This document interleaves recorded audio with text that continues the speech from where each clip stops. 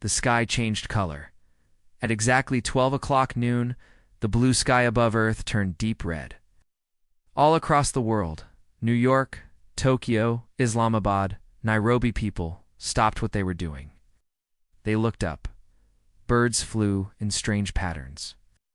Dogs barked. Without reason, cell phones froze. Radios went silent. Satellites lost signal. Then a sound. Not from speakers. Not from the air. The sound came inside every person's mind. Deep, cold, ancient, people of Earth.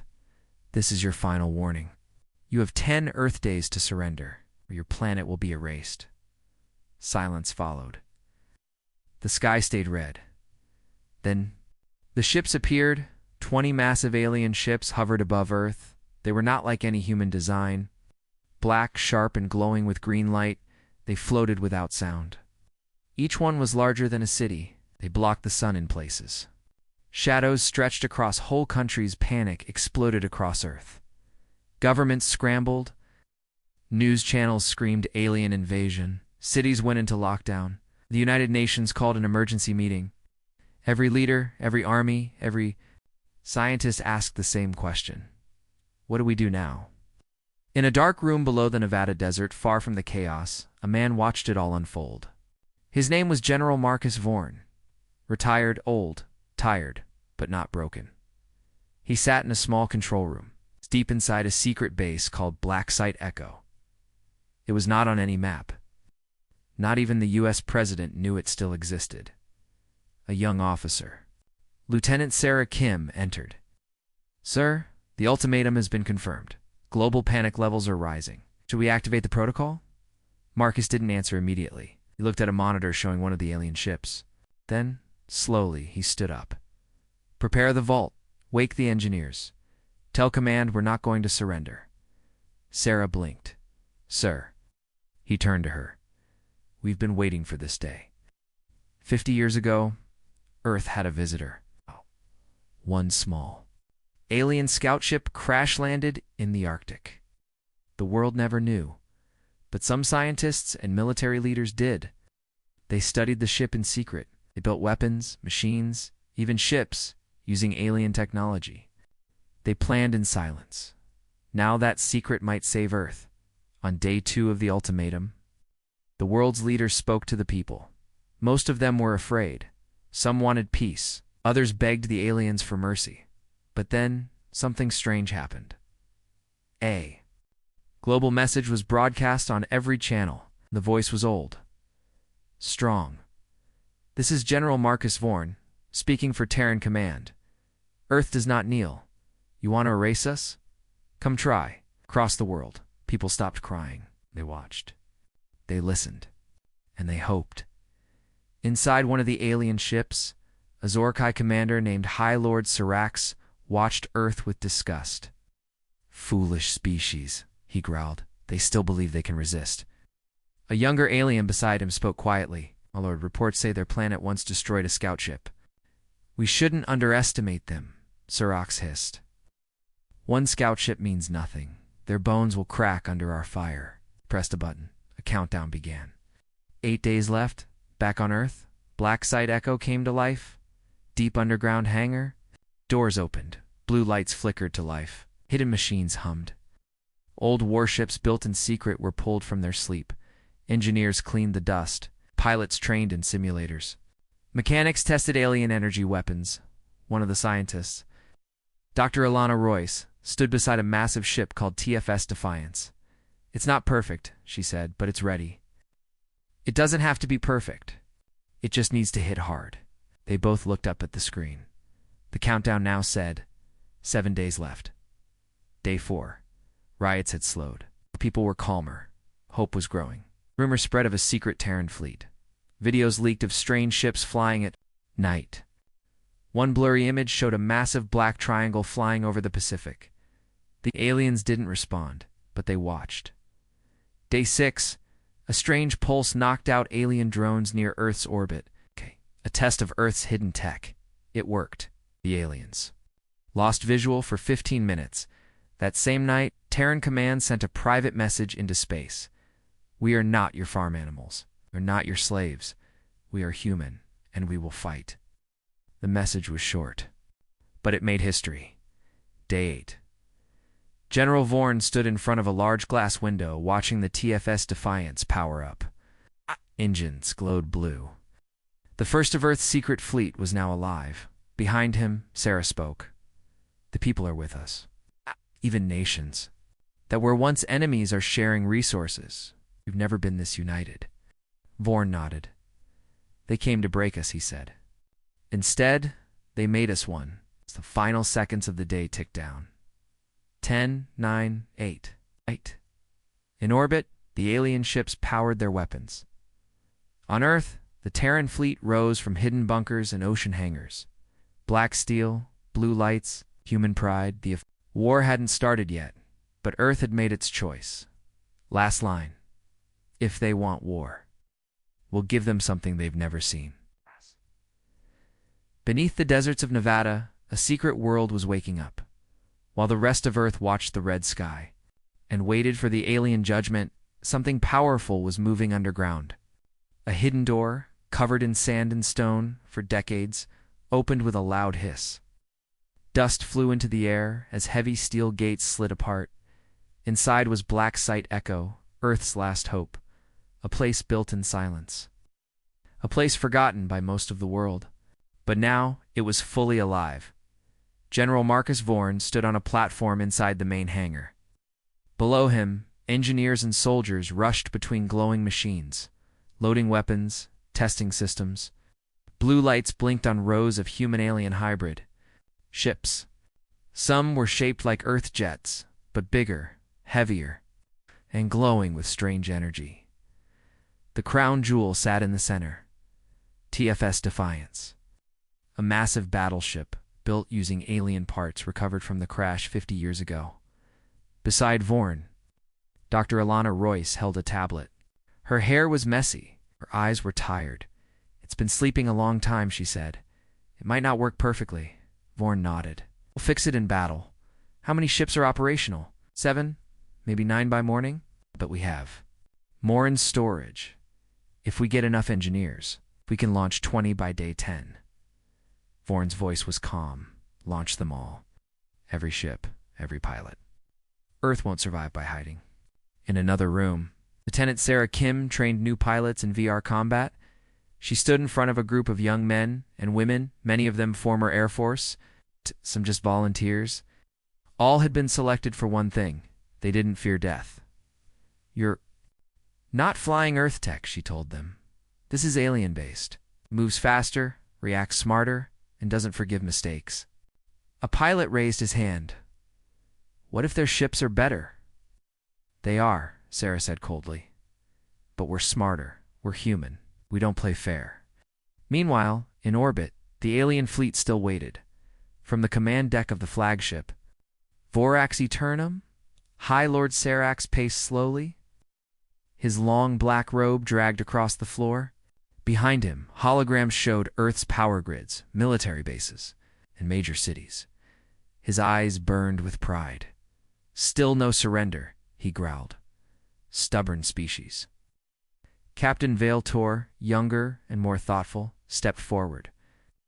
They're hiding something. Energy spikes from underground regions, movement near their oceans.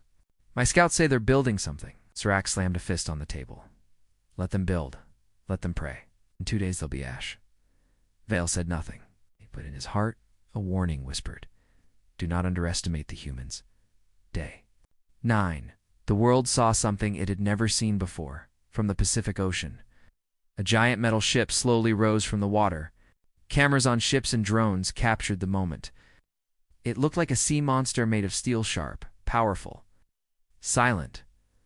Then another ship flew out from Greenland's icy caves. Then another from beneath the Sahara. In total, 12 secret Terran ships rose into Earth's skies, black as night, glowing with alien blue energy. The people of Earth watched in awe. Social media exploded. Is this our fleet? Did we really build this? We're going to fight back. The aliens noticed Dot inside Black Site Echo's command center. Sarah shouted, "We have full launch on 12 ships for more prepping for space." Vorn stood at the center screen. "Send a message to the alien fleet." "What should I say, sir?" He narrowed his eyes. "Tell them Earth is awake." Alien command ship received the message. It was short. Just a video.tfs Defiance, Earth's flagship, slowly rising through clouds, weapons glowing, then a human voice. "We warned you. Now, we fight." High Lord Sirax crushed the data crystal in his clawed hand. "Prepare for extermination," he ordered later that night. The Terran fleet hovered just beyond Earth's atmosphere. Vorn addressed the pilots through secure comms. "Most of you have never seen war," he said, "but war is coming. Not because we wanted it, but because they gave us no choice." He looked toward space, where red lights blinked in the sky. "They think we are soft. They think we'll run. They think humanity is weak." He smiled. "Let's prove them wrong." Down on Earth, people gathered in streets and rooftops. They pointed to the sky. For the first time in days, the sky was not just red dot, it was filled with hope. Black triangles and glowing wings flew across the stars, not alien ships, but Terran ships. In the dark corners of space, messages began to travel fast. Other alien races, once under Zorkai control, heard whispers of Earth's resistance. A young rebel on a desert world listened to a pirate signal. "The humans have built a fleet." He smiled. "Maybe the galaxy's about to change." Back on Earth, General Vorn stood before the main screen. The countdown said, 1 day left behind him. Engines roared. The Terran fleet was ready.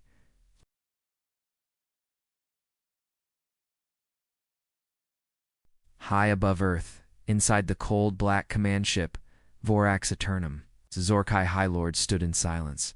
Through the giant viewing window, Sirax watched Earth spinning slowly beneath him. Blue, green, fragile. He hated how beautiful it looked. Captain Veiltor stood beside him, quiet as always. The younger Zorkai's face showed concern, but he didn't speak unless ordered. Sirax preferred it that way.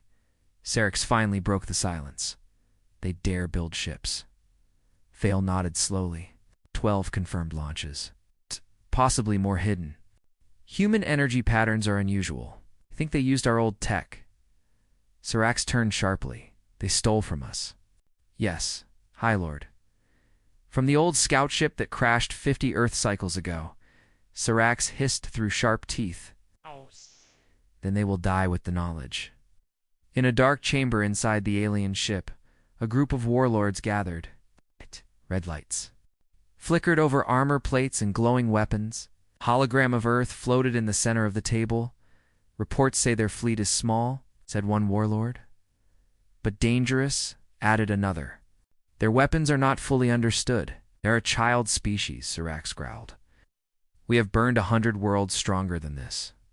"But they do not act like children," Veil interrupted quietly. All eyes turned to him. He continued. "They fight with unity. They tricked our scouts.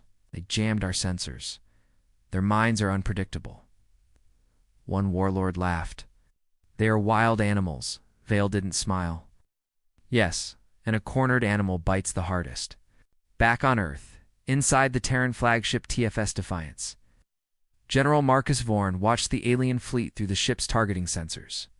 There were 20 enemy ships, each the size of a mountain, and all of them were watching Earth like a hungry predator. "They're waiting," said Sarah Kim, standing beside him. "Why haven't they attacked?" Vorn frowned. "'Cause they're afraid." Sarah blinked. "Afraid? They outgun us 10-1. "Yes," he said. "But they don't understand us. And what you don't understand, you fear." Inside Vorax Eternum, Captain Veil stood alone in his quarters. He looked at a hologram of Earth.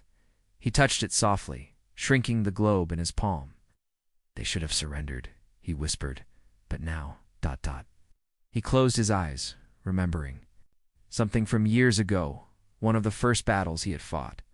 It had been against a small species on a desert planet. They had no ships, no hope. Yet they fought with everything, even their dying breath. The Zorkai won, of course. They always won, but Vale never forgot the way the last defender looked. At him not with fear, but with pride. He was starting to see the same fire in the humans. Day 10. The final day all across Earth, the people stood still. No one went to school. No one went to work. Families held hands. Soldiers readied their weapons. Pilots climbed into fighters. In the sky, the red glow returned. The alien fleet had moved closer. They were preparing to strike. Back inside the alien war room, High Lord Sirax raised a command crystal. 10 Earth cycles passed. No surrender. Dinda. Begin the purge protocol. Red lights flashed across all Zorkai ships. Giant weapons moved into position. Energy charged at their tips, bright green and deadly. This is the end of Earth, Sirax said coldly. But Earth was watching too. Inside Terran Command, a secret AI called Athena came online. Her voice was soft and human-like. She spoke into the ears of every fleet commander. Terran fleet, stand ready. We strike first. General Vorn stood on the bridge of TFS Defiance. We don't wait to die, he said. We hit them before they hit us. The fleet moved into position. 12 Terran warships rose above Earth's orbit, fast, silent, armed, and then Earth fired first. The first strike came from the Defiance's main cannon. A blinding blue beam of energy ripped through space and slammed into one of the smaller Zorkai ships. The explosion was massive, unexpected. The aliens were caught off guard. One of their own was destroyed. In the first shot, High Lord Sirax roared, "Retaliate." But it was too late. Earth's ships moved like nothing the aliens had seen. They dodged energy blasts. They warped short distances, using stolen Zorkai. Tech in ways the aliens never imagined. They've weaponized our jump drives. Vale shouted. Sirax slammed his claws on the control table. The first wave of battle lasted only 20 minutes. By the end of it, Earth had lost 2 ships. The Zorkai had lost 3. For the first time in history, superior Zorkai fleet was matched, as the 2 fleets pulled back to regroup messages. Flew through space, private, encrypted signals to distant stars. The humans fight like no one else. Oh! They destroyed a Zorkai ship with their first shot. Maybe Earth can't be crushed so easily. Inside the Terran war room, Sarah stared at the screen. We hit them. We hurt them.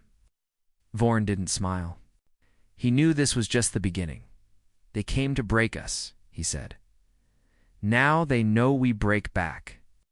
Inside Vorax Eternum, Veltor stood alone once more. He watched the wreckage of the destroyed Zorkai ship drift through space. They warned us, he whispered. We didn't listen. Behind him, alarms began to sound again. Second wave.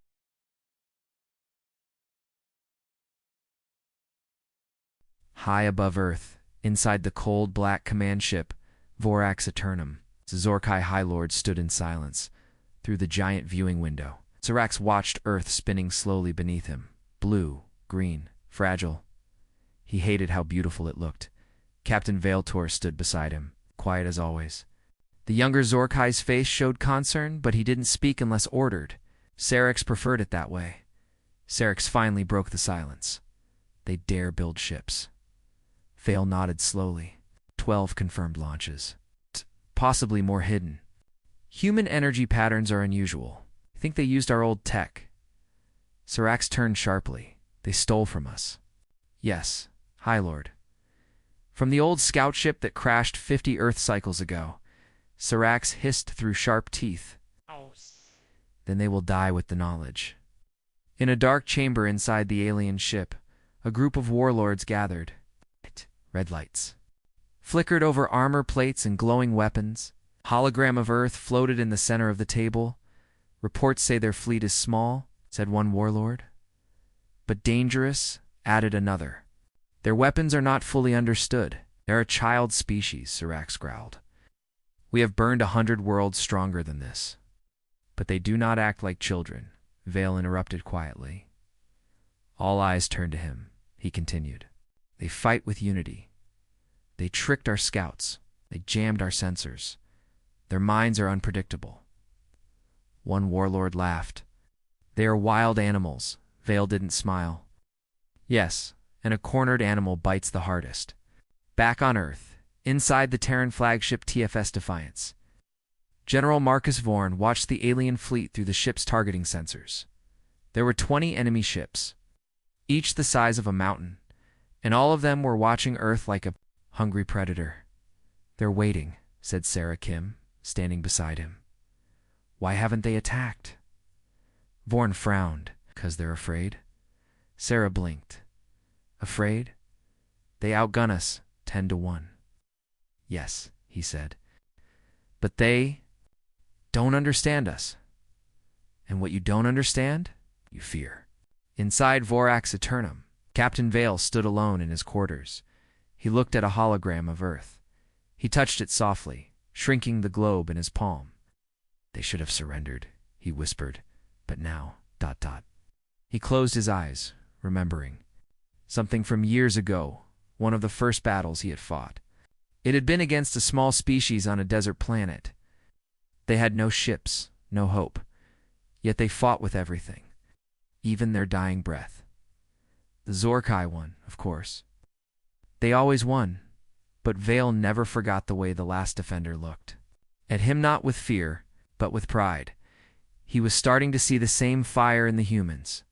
Day 10. The final day all across Earth, the people stood still. No one went to school. No one went to work. Families held hands.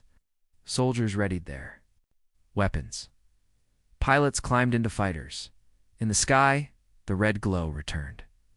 The alien fleet had moved closer. They were preparing to strike. Back inside the alien war room, High Lord Sirax raised a command crystal. 10 Earth cycles passed. No surrender. Dinda. Begin the purge protocol. Red lights flashed across all Zorkai ships. Giant weapons moved into position. Energy charged at their tips, bright green and deadly. "This is the end of Earth," Sirax said coldly. But Earth was watching too. Inside Terran Command, a secret AI called Athena came online. Her voice was soft and human-like. She spoke into the ears of every fleet commander. "Terran fleet, stand ready. We strike first." General Vorn stood on the bridge of TFS Defiance. "We don't wait to die," he said. "We hit them before they hit us." The fleet moved into position. 12 Terran warships rose above Earth's orbit, fast, silent, armed, and then Earth fired first. The first strike came from the Defiance's main cannon. A blinding blue beam of energy ripped through space and slammed into one of the smaller Zorkai ships. The explosion was massive, unexpected. The aliens were caught off guard. One of their own was destroyed. In the first shot, High Lord Sirax roared, "Retaliate." But it was too late. Earth's ships moved like nothing the aliens had seen. They dodged energy blasts. They warped short distances, using stolen Zorkai. Tech in ways the aliens never imagined. "They've weaponized our jump drives." Vale shouted. Sirax slammed his claws on the control table. The first wave of battle lasted only 20 minutes. By the end of it, Earth had lost 2 ships. The Zorkai had lost 3. For the first time in history, superior Zorkai fleet was matched, as the 2 fleets pulled back to regroup messages. Flew through space, private, encrypted signals to distant stars. The humans fight like no one else. Oh! They destroyed a Zorkai ship with their first shot. Maybe Earth can't be crushed so easily. Inside the Terran war room, Sarah stared at the screen. "We hit them. We hurt them." Vorn didn't smile. He knew this was just the beginning. "They came to break us," he said. "Now they know we break back." Inside Vorax Eternum, Veltor stood alone once more. He watched the wreckage of the destroyed Zorkai ship drift through space. "They warned us," he whispered. "We didn't listen."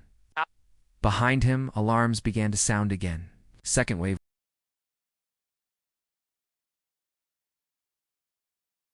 The victory over Mars should have brought celebration. Instead, it brought silence. Inside TFS Defiance, General Marcus Vorn stood before the war table. His face was hard. His voice was cold. "We won the battle," he said. "But we just lost. Something far worse." On the large holoscreen, the words flashed red. "Warning, TFS Liberty System. Failure sabotage confirmed." Sarah Keem stared at the screen. "How is that possible? We just fought side by side." Vorn didn't look away because someone on our side turned against us. Hours earlier, just as the battle over Mars had ended, TFS Liberty had been preparing to dock at Mars Station Alpha. It never made it. Without warning, the ship powered down mid-flight. Its shields fell. Its navigation froze. A strange signal was sent directly to the Zorkai fleet. Within minutes, a hidden Zorkai ship jumped into orbit, fired a focused energy beam at Liberty, and disappeared. Liberty was left adrift, burning, broken. 20 Terran crew members died. Back at Black Site Echo on Earth, Dr. Alana Royce studied the recovered data. "This was no glitch," she said to her team. "It was a command, secret code buried in our systems. Someone gave the enemy access." "But who?" a young officer asked. Alana looked up. "Someone inside Terran Command." In deep space, aboard Vorax Eternum, High Lord Serac smiled again for the first time in days. He watched the footage of TFS Liberty burning. Finally, "Crack in their walls," he said. Captain Vale Tour stood beside him, arms crossed. "I don't like this," Vale said. "If we win with betrayal, we learn nothing about their strength." Serac hissed. "Strength is not needed when their own people tear them apart." Vale remained silent. His thoughts grew louder. There is something different about Earth. Something the Zorkai do not understand. Back in orbit, Terran leaders gathered for a secret meeting inside TFS Defiance. Sarah stood next to General Vorn. "This is more than a leak," she said. "The traitor gave them coordinates, fleet paths, even base locations." Vorn nodded. "They weren't just trying to kill one ship. They were trying to break trust." The war room fell silent. Then a Shen's voice came through. "Signal tracked. Origin, Mars Colony Beta. Confirmed, human source." Vorn clenched his fist. "Send a black team. Bring the traitor in alive." Meanwhile, far below the red surface of Mars, in a dark bunker lit by flickering red lights, a man waited. Commander Jace Rennick, once a hero of Earth's early resistance. Now, traitor. He sat alone with a stolen data core, typing commands into a handheld device. His face was pale. His hand shook, but not from fear. It was from guilt. A voice spoke behind him. "You gave them our secrets." Jace turned. A Terran strike team stood in the shadows, weapons drawn. Jace raised his hand slowly. "You think I wanted this?" The team leader, Sergeant Mendez, didn't speak. He just signaled to secure him. Jace didn't resist. "I didn't betray Earth," he said softly. "I tried to save it." Back on TFS Defiance, Jace sat in a sealed cell. Vorn stared through the glass. "Explain," he said. Jace looked up. "8. Can't win this war." Sarah's fists clenched. "So you gave them everything?" "No," Jace shouted. "I gave them enough to delay their next attack. I thought, if we showed weakness, they might spare us." Vorn's face darkened. "You gave them the blood of our people." Jace's eyes filled with regret. "I thought we'd lose everything if I didn't. You already made us lose." "Something," Sarah said. "Trust." Far away in Zorkai space, a rebel transmission was intercepted by Captain Vell. It was short. Terran fleet betrayed, but still fighting. Harder than ever. Vale read it twice. Then he said aloud even. "When they fall, they rise." The damage to Terran morale was deep. Cross Earth people argued. Was Jace Rennick right? Can we really win? What if there are more traitors? But then, something unexpected happened. Survivors of TFS Liberty posted a message. It went viral within hours. A young pilot, his face bruised and uniform torn, stared into the camera. "We didn't die because of weakness. We died because someone gave up. But we're still here. We're still flying. And we're not done." Suddenly the narrative changed. Pain turned into anger, anger into strength, and strength into unity. Across all ships, soldiers wore the same patch, a broken sword rising from fire, the symbol of defiance. Sarah looked at it on her uniform. "We won't let fear divide us again." Vaughn nodded. "From this day, every crew member is screened, every code double-checked. No more secrets." Jace Rennick was sent to a secret prison on the moon. His name was erased from Terran records, but the memory of his mistake would not be forgotten. In the stars, the Zorkai fleet watched, waiting for Earth to crumble, but what they saw shocked them. Earth got stronger, more organized, more united. Sirax frowned. "Why haven't they fallen?" Vale said nothing for a long time. Then finally, "Because pain does not break them, it shapes them." Astlane. The stars tried to divide Earth, but Earth answered with fire, steel, and unity. The galaxy. Had watched Earth suffer, then fight, then rise.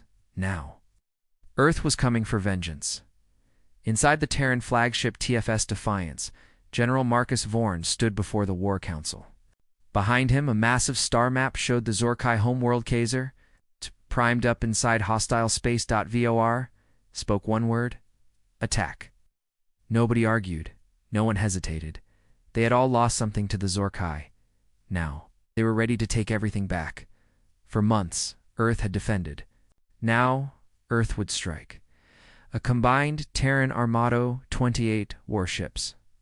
For Leviathans and thousands of drones prepared for the largest offensive in human history. They would not just hit Kaiser Prime, they would break it. A Tenna's voice echoed through the fleet.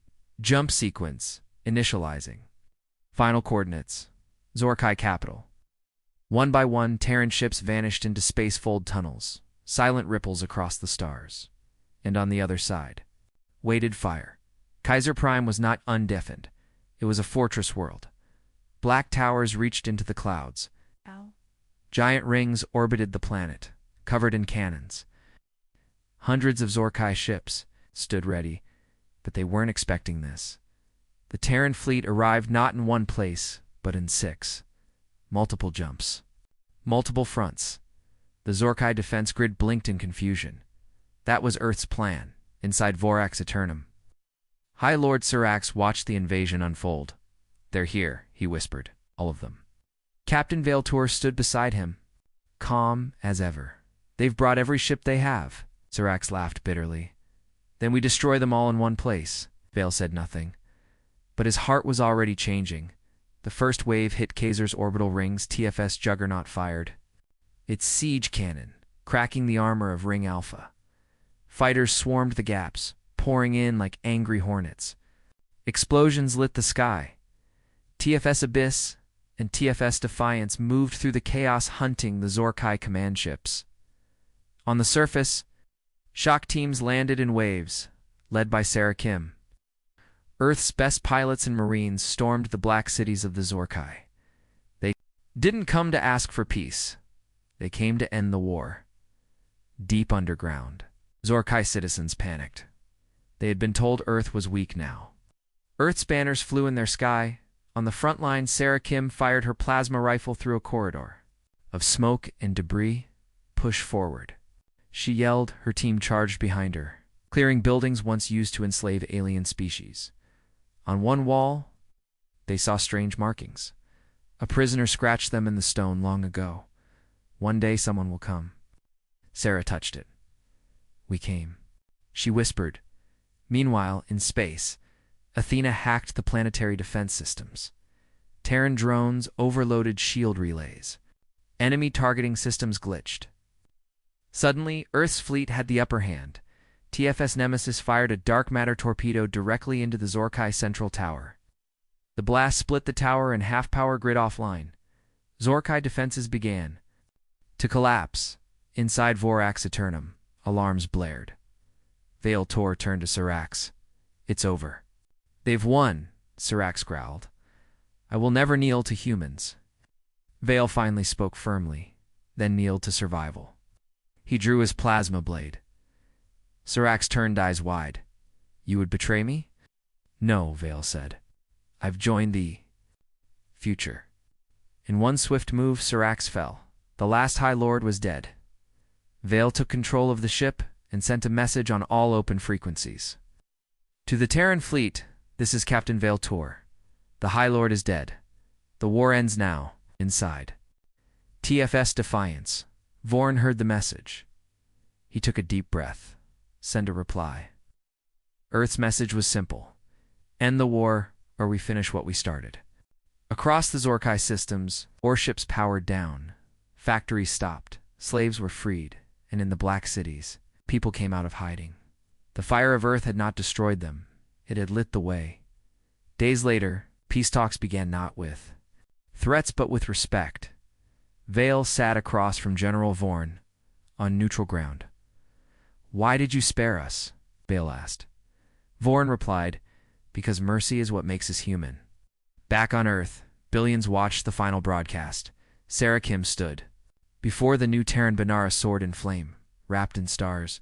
"We fought not to conquer," she said, "but to survive. And now we stand not just as Earth, but as a force among the stars." And in the distance, across forgotten galaxies, other species watched. Some still in chains, some hiding, but all of them heard. The message loud and clear. The humans rose. The humans fought. The humans won. Final line.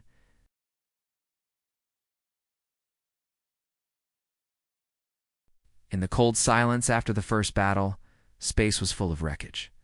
Broken ships floated above Earth like dead giants. Some were alien, some were Terran. Stars no longer looked peaceful. Inside the flagship TFS Defiance, General Marcus, Vorn looked at the damage on the screen. "We survived," he said quietly, "but this was just the beginning."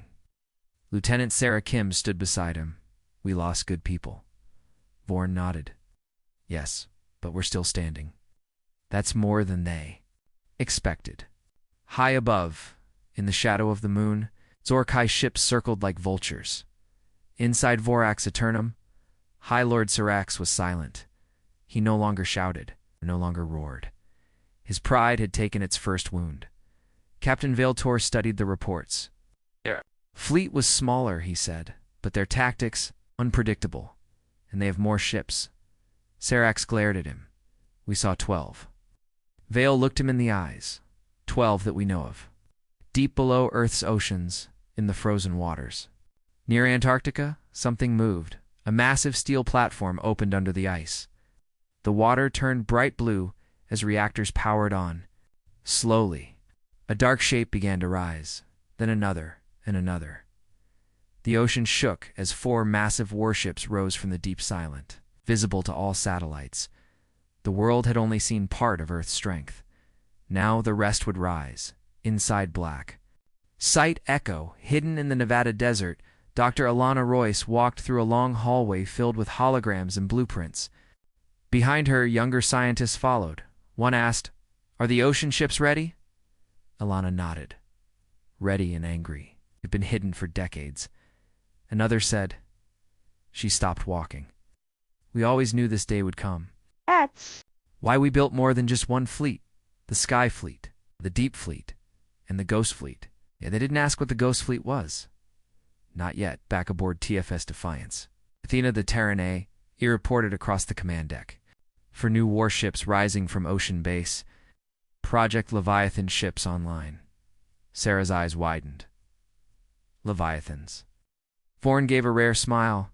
Time to show them Earth still has teeth. The new ships were not like the others. Each one was a floating fortress, bigger, heavier, covered in armor taken from the Zorkai scout ship decades ago. They were slow, but deadly. Each one carried hundreds of drone fighters, railguns, and dark matter missiles. Their names matched their power. TFS Titanus, TFS Abyss, TFS Juggernaut, TFS Nemesis messages were sent across Earth's underground network. Pilots, engineers, soldiers, everyone was told, Phase 2 begins. The hidden army is ready. In every Terran bunker, in every war room, one feeling returned: hope in the stars. Alien watchers took notice. On a distant moon, a rebel leader named Kara, former slave of the Zorkira, received a transmission. It was blurry, but clear enough. Terran ships rising from the sea, glowing with alien fire. She smiled. The humans were quiet too long. Now they roar. She activated her own. Ships, send word to the others. Earth may not stand alone much longer. Back in space. The Zorkai fleet prepared for another strike, but their scanners licked. Systems failed. Confusion spread, High Lord, an alien officer said. New Terran ships have appeared near their southern pole. Sarax turned to Vale. You were right. They were hiding more. Vale's face was unreadable, and we haven't even seen all of it yet. Later that night, the 4 Leviathan-class ships entered Earth's orbit. They didn't speak. They just positioned themselves. In perfect formation, as if they had done it 1,000 times, Sarah Kim stared at the Leviathans through the command screen. They're monsters. Vorn shook his head. No, they're guardians. Inside the ship, TFS Abyss, Commander Aisha Khan adjusted her gloves. She looked out the viewing window at the stars. This is for my brother, she said softly. He was lost during the first strike? Her crew nodded. Their weapons were ready. They had waited a long time. In orbit. The alien fleet sent a message to Earth. For the first time since the war began. It wasn't a threat. It was a question. Where did you get this technology? General Vorn replied with only one sentence. You left pieces behind. We built our future from your mistakes. Athena, watching all data at once, spoke quietly in Vorn's ear. A new signal has appeared. Unknown origin. Not Zorkai. Not Earth's. Vorn's eyes narrowed. Another fleet? No, just one ship, and it's heading straight for us. Sarah looked at him. Who is it? He stared at the unknown signal. I don't know, he said. This galaxy is waking. Up! Above them, stars shifted. The Terran fleet was no longer just defending Earth. It was preparing for something greater. A bigger war. A rising rebellion. And the galaxy was watching. Last line, they wanted Earth to stay silent. But now Earth speaks on. Its voice is made of steel. The red sands of Mars had never seen war, but now fire fell from the sky, above the planet in low orbit. Earth's fleet faced the Zorkai head-on. This time, the humans didn't wait. They took the fight to the stars. From TFS Defiance, General Marcus Vorn gave the order. Launch the Mars assault formation. Full push, no retreat. 12 Terran warships, 4 Leviathan-class dreadnoughts, and 3 squadrons of stealth bombers moved fast across Martian orbit. They were outnumbered. But not OUTMATCHED. Not anymore. The Zorkai had moved many of their ships to Mars after the Earth battle. They thought humans would never follow. They were wrong. Inside Vorax Eternum, still in high orbit, High Lord Sarax watched Earth's fleet approach Mars with fury in his eyes. They dare follow us here, he growled. Captain Veiltor responded calmly. They are no longer defending. They are hunting. Sarax's claws gripped the edge of the command table, then let them burn on red soil. The first shots were fired by TFS Liberty. Twin railguns blasted through the upper atmosphere, hitting a Zorkai carrier just before it could fire. Within seconds, explosions painted the Martian sky. Earth's ships flew like birds of prey, dodging, striking, vanishing, reappearing. The stealth tech they had taken from the scout ship 50 years ago gave them a huge advantage. And now, they were using it fully. Commander Aisha Khan led TFS Abyss into the heart of the alien fleet. Brace for impact, she shouted. Full forward thrust. The ship's engines screamed. 2 enemy ships locked onto her, firing volley after volley. But Abyss activated its phase, shield absorbing the energy, then redirecting it. One of the Zorkai ships exploded from its own reflected blast. Cheers rang out through the Terran channels. On the ground, Martian mining outposts went dark. The Zorkai had used Mars as a secret base for years, gathering resources and building weapons. Now those outposts were turning into graves. A group of human marines, dropped by stealth shuttles, landed in one of the old Earth colonies. Now, under alien control, the leader, Sergeant Kyle Mendez looked around the ruins. "Let's take our planet back," he said, and the ground war began. Above, in orbit, TFS Titanus took 3 direct hits. Systems sparked. Fires broke out on deck, but the captain, old and scarred, didn't blink. "Do not fall back," he said. This ship was made to fight. With one last push, Titanus slammed into a Zorkai seed ship. Both ships were torn apart in the explosion. Earth lost a ship, but the aliens lost 2 more. Inside TFS Defiance, Sarah Kim monitored damage reports. Her screen lit up red. "We've lost Titanus," she said. General Vorn closed his eyes for a moment. "Their sacrifice bought us the flank." He turned to the weapons officer. "Open the Mars Gate." The Mars Gate was Earth's secret, a spacefold. Tunnel built in orbit of the red planet and hidden from all alien sensors, allowed Terran reinforcements to arrive instantly. Now they were ready to use it. A moment later, 3 more warships jumped into orbit from the gate, surprising. The ZOR single quotes. Kide. High Lord Serac stared at the new ships on the screen. "How?" he hissed. Vale didn't answer. He only watched as the Terran ships tore through the alien flank. In his mind, one truth echoed louder than the chaos. "We're losing aboard TFS Liberty." Sarah received a transmission from Mars' surface. "Outpost. Alpha secure. Zorkai resistance falling." She smiled. "We're taking the ground." Suddenly, a Shen voice echoed across all channels. "Zorkai reinforcements incoming. From Jupiter sector. Estimated arrival, 15 minutes. General." Vorn spoke into the command line. "We finish this before they arrive." The fleet moved fast. Every ship, every fighter. Every drone, one goal. Destroy the Zorkai flagship stationed above Mars, TFS Nemesis. One of the Leviathans powered up its dark matter cannon. This weapon had never been fired before. Took 50 years to build. Now it had one job, Athena counted. "Down. Target locked. Fire in 3, 2, 1. The beam fired silent, cold, and deadly. It struck the alien flagship clean through the center. There was no explosion, just silence. Then the ship fell apart into pieces. Across the battlefield, the alien fleet began to retreat. Not because of orders, because of fear. Inside Vorax Eternum, Vale watched in silence. He turned to Serax. "Now we know," he said. "No." "What?" Serax asked, voice shaking. "That Earth is not just fighting to live. They're fighting to win." Back on Earth, people watched the battle through live streams. They saw Mars glowing in the distance. The sky wasn't red with warning anymore. It was red from the fire of victory. Messages traveled across the galaxy, from rebels, from traitors, from hidden allies. Earth took Mars. Earth is rising. There is hope. Last line. The sky over Mars burned